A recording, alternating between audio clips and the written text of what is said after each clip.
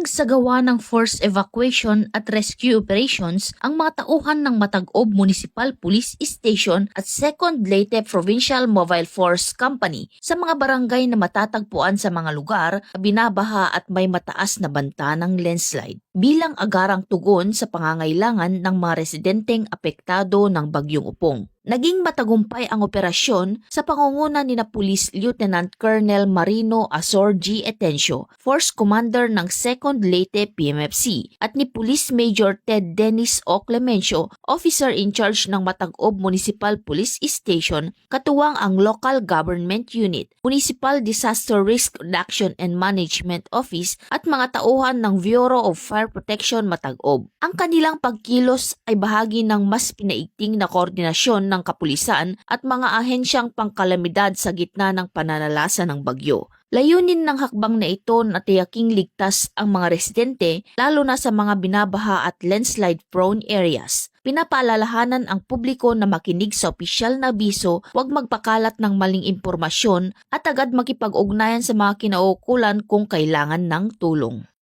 Mula dito sa Eastern Visayas, ako ang inyong PNN correspondent, Patrolwoman Palafox, alagad ng batas, tagataguyod ng Balitang Pulis.